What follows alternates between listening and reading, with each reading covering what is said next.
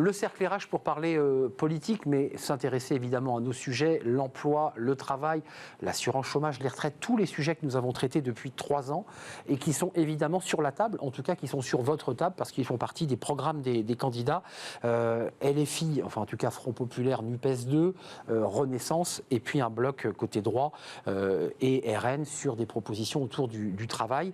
C'est ce que vous avez devant vous. Mes invités sont là. Myriam de Gaudusson, ravi de vous accueillir. Bonjour. Vous êtes avocate en droit du travail au sein du cabinet Franklin. À vos côtés, Marc Sanchez, secrétaire général du SDI, très remonté sur ce SMIC à 1 600 €. Mais on n'a pas mis d'invité du Front Populaire sur ce plateau. Et Sylvain Bersinger.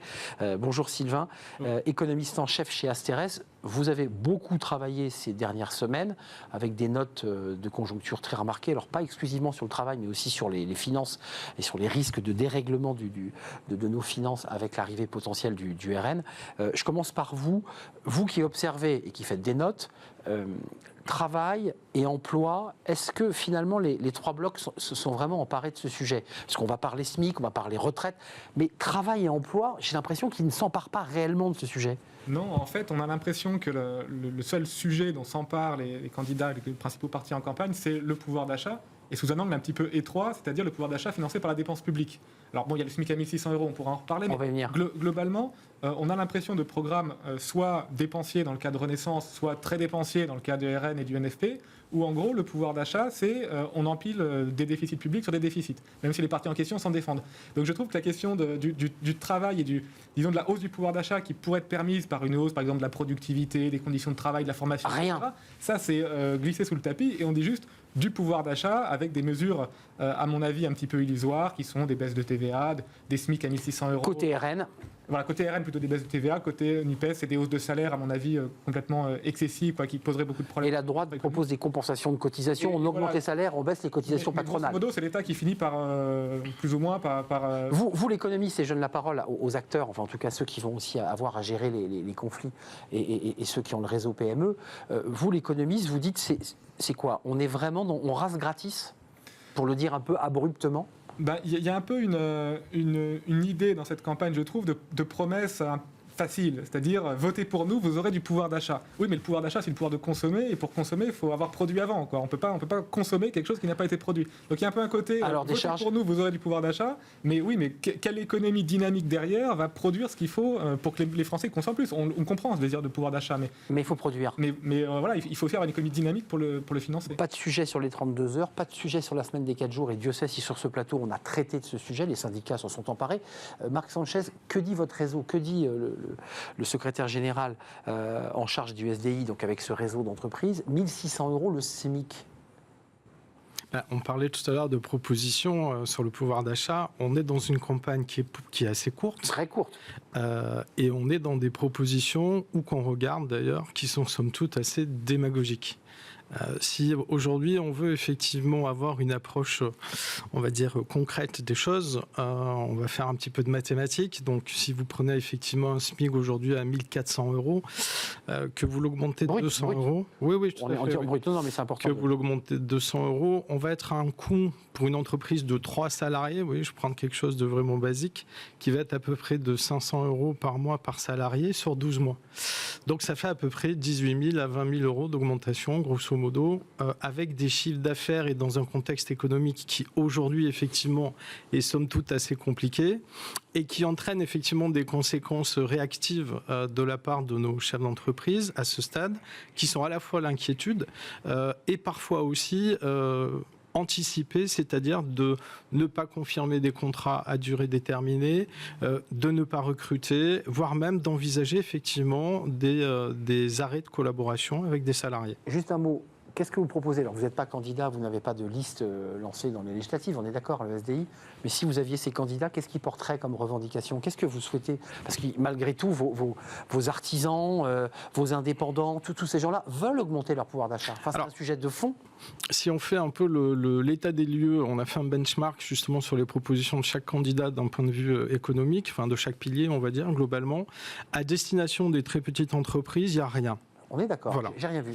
Donc là, au moins, le constat, il est rapide. Alors effectivement, il y a des petites mesures sur le pouvoir d'achat, sur la semaine à 32 heures, sur le SMIC à 1 600 euros. Il y a des maintiens de projets avec notamment la simplification administrative, où là... Ça fait 25 ans qu'on en parle. Hein. Oui, voilà. Ouais. Alors là, la majorité présidentielle décide effectivement de continuer le travail sur le projet de loi SVE qui a été dissous en même temps que l'Assemblée. Le RN, lui, prévoit effectivement de lancer un grand audit. C'est un vrai sujet pour aujourd'hui. C'est un sujet qui a un coût. Hein. C'est grosso modo dans une TPE, la surcharge administrative, c'est 3% du chiffre. Oui. C'est 8 heures par semaine pour un dirigeant, etc. etc. Donc, je pense qu'effectivement, il y a une problématique des rémunérations, ça c'est vrai. Et il y a une problématique du coût du travail, notamment entre 1 et 3 fois le SMIC, qui effectivement peut poser problème et qui rend moins attractive nos TPE. Myriam de Gaudusson, alors vous êtes une avocate, vous avez une forme de devoir de neutralité. Je ne vous demande pas de prendre position sur les programmes, mais est-ce qu'il y a de l'inquiétude côté avocat et quel regard vous portez, vous, en tant que praticienne, sur ces propositions autour du travail ou autour de ces sujets, dit-on, un peu démagogiques? Alors, ça sera un point de vue surtout technique, puisque si le SMIC passe à 1 600 euros brut, les minima conventionnels vont devoir être réévalués. Si les minima conventionnels vont devoir être réévalués, c'est l'ensemble de la masse salariale qui va exploser. Effectivement, ça va entraîner probablement une rétractation des embauches, voire même de la masse salariale par le biais de plans de licenciement collectif. Ça, c'est une constatation neutre. Neutre, oui. Mais en tout cas, qui a une incidence directe pour les chefs d'entreprise que vous rencontrez, qui sont vos clients, qui commencent déjà à prendre la calculette. Oui, sur les 1600, avec le minima conventionnel, pour chacune des branches, ça va être un coût explosif. Deuxième sujet, c'est les retraites, qui n'est pas un des moindres sujets, puisque ça a été le fruit d'1 an de négociations, de manifestations, de bras de fer, et avec l'idée, en tout cas venant de la NUPES, excusez-moi, du nouveau Front Populaire, de revenir à 60 ans. On est d'accord. Le RN, pour être précis, avait évoqué 60 ans il y a quelques années. Là, il est resté à 62. Pour être précis. Pour les carrières longues. Enfin. Pour voilà, et retravailler en fonction de la durée. Et Renaissance ne bouge pas sur les retraites. Sur cette question des retraites, partons du Front Populaire. Possible de revenir à 60 ans ou pas? Parce qu'on en revient à votre axiome. Il faut le financer. Oui, en fait, je crois qu'il y a une question, dans le fond, au bout du compte, de finances publiques. Parce que, si vous voulez, les retraites, il y a deux choses. Il y a le déficit des retraites en tant que tel. Et il y a que s'il y a moins de gens qui travaillent, si le taux d'emploi baisse, et on sait qu'en France, le taux d'emploi, notamment des plus âgés, est nettement plus faible que dans d'autres pays, ça fait moins de gens qui travaillent, moins de cotisations, moins de recettes fiscales.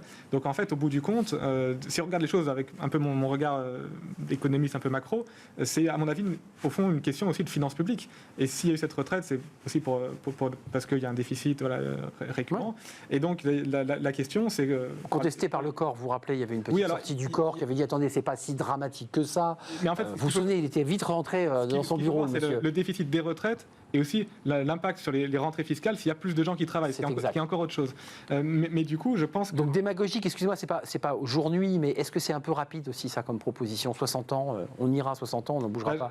François Mitterrand, 81, quoi. Je pense que, étant donné... Alors, on peut tout à fait comprendre qu'il y a des gens qui en ont marre de leur boulot et qui veulent partir plus tôt. J'ai aucun problème avec ça, mais avec une démographie qui va aller en vieillissant, je pense que, d'un point de vue purement comptable sur les finances publiques, mais aussi sur d'autres sujets économiques, ça me semble pas très crédible. Myriam de Gaudusson, qu'est-ce que vous en pensez? Enfin, en tout cas, l'avocate que vous êtes, parce que là aussi, on a 62, 60, 64. Faites vos jeux. Alors moi, le prisme dans lequel je m'insère, c'est celui des mises à la retraite forcées. Effectivement, on a quand même une tendance aujourd'hui de manière insidieuse à ce que les salariés qui ont un certain âge soient... Donc à la télé, ici, on nous dit on sauve nos seniors, et vous, l'avocate, dans la discrétion des bureaux, les entreprises se séparent de leurs seniors. C'est pas généralisé, il y a quand même une tendance. Donc ça va à l'encontre effectivement de la nécessité de devoir travailler de manière plus longue. C'est toujours intéressant d'avoir des avocats qui nous racontent, en ouvrant un tout petit peu le capot, voilà, entre ce qu'on nous raconte sur le plateau en disant mais c'est une bataille de tous les instants pour sauver nos seniors, et l'entreprise a plutôt intérêt à s'en séparer. Il suffit de voir parmi les demandeurs d'emploi, les nouveaux inscrits, quel âge ont ces personnes.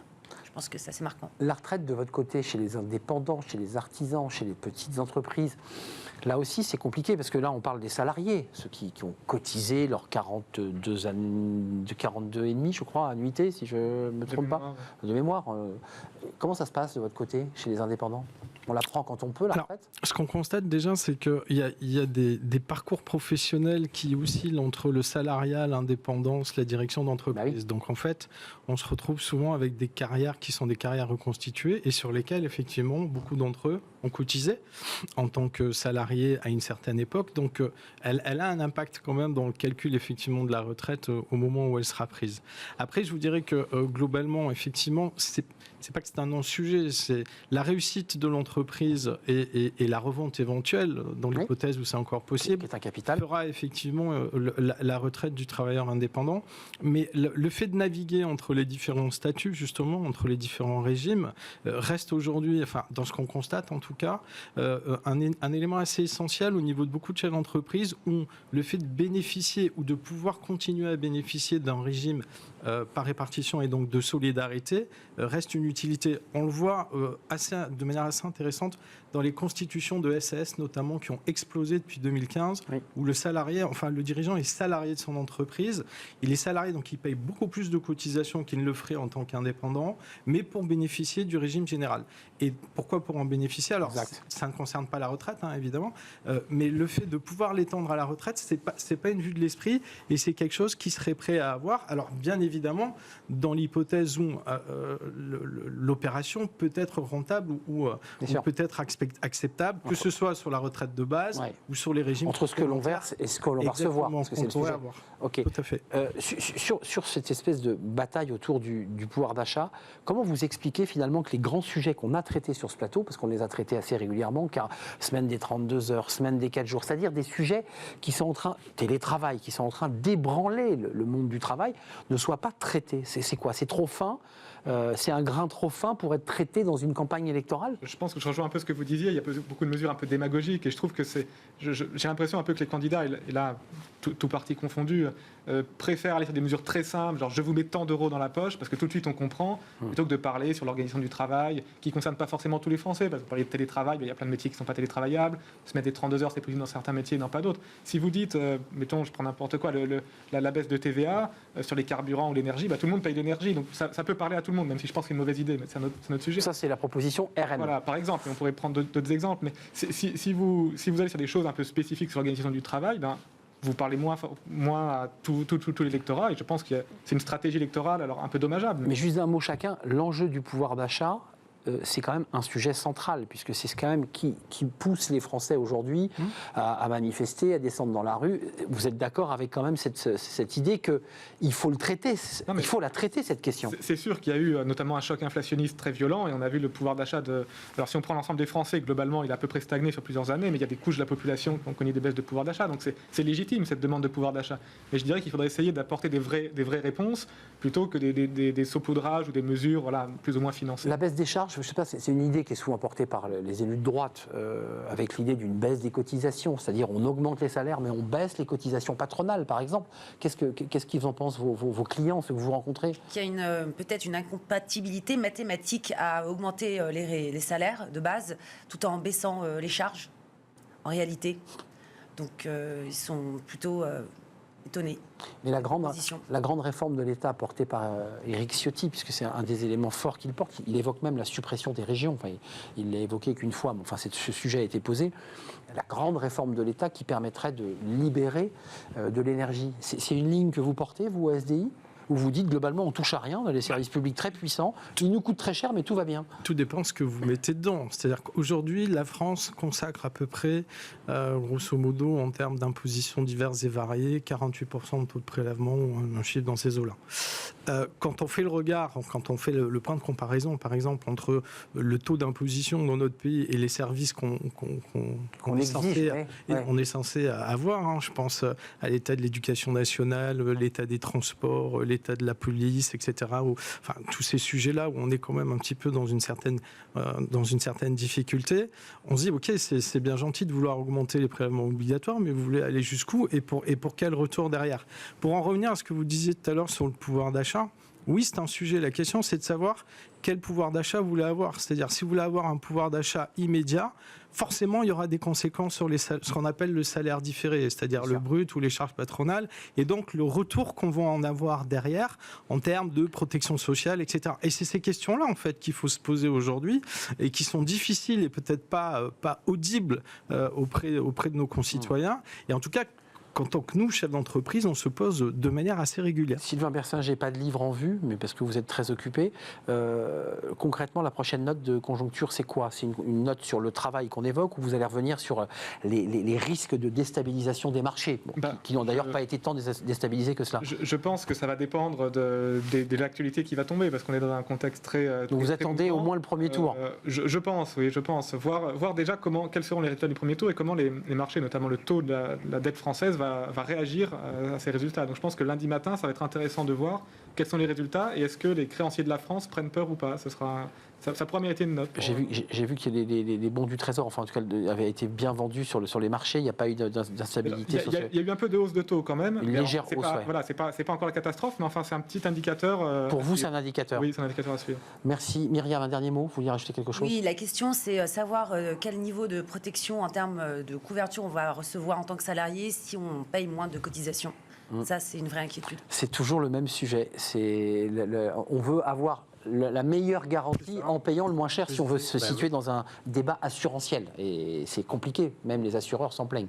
Merci à vous trois de nous avoir éclairés. On attendra évidemment le 1er juillet, je crois qu'après le 30 c'est le premier, lendemain du premier tour, puis deuxième tour, le 7 juillet.